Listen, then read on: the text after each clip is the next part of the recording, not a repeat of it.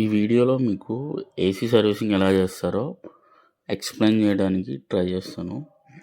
ఇక్కడ మీరు చూస్తే ఈ ఏసీ యూనిట్లన్నీ పాతవి. ఇక్కడ క్లయింట్ దగ్గర ఆల్రెడీ ఏసీస్ ఉన్నాయి. సో దాన్నే సర్వీస్ చేసి దాన్నే ఇన్స్టాల్ చేయమని చెప్పాడు.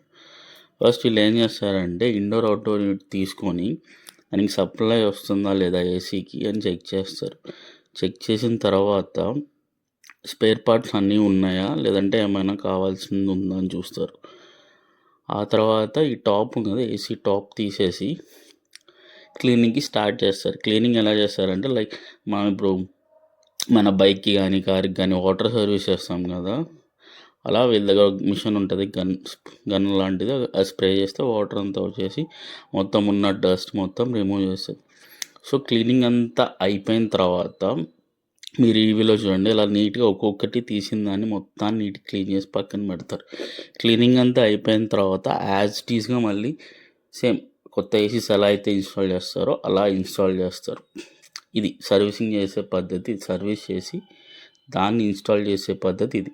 అంటే ఇందులో మీరు చూసుకోవాల్సింది ఏంటంటే, ఒకటి రిమూవ్ చేసేటప్పుడు పాత ఏసీలకి గ్యాస్ లాక్ చేయాలి. గ్యాస్ కనుక లాక్ చేయకపోతే మీరు మళ్ళీ ఇన్స్టాల్ చేసేటప్పుడు గ్యాస్ కావాల్సి వస్తుంది. అండ్ ఇంకోటి మెయిన్ థింగ్ ఏంటంటే కాపర్ వైర్స్ రూట్ అనేది వైర్స్ అనేది మంచిగా ఉందా లేదా అని చూసుకోవాలి. ఎందుకంటే కొన్నిసార్లు ఎలికలు కొట్టేస్తాయి వైర్స్ని, అవి ఉన్నాయా లేదా చూసుకోవాలి. ఇంకోటి అవుట్డోర్ స్టాండ్లు కొంతమంది పెట్టరు, అంటే వాళ్ళకున్న పోర్టుకో దిమ్మ మీద పెట్టేస్తారు. ఇప్పుడు పెట్టేటప్పుడు ఏంటంటే పక్క స్టాండ్స్ అవసరం రావచ్చు. సో ఇలా సర్వీసింగ్ అనేది ఏసీలకి చేస్తారు.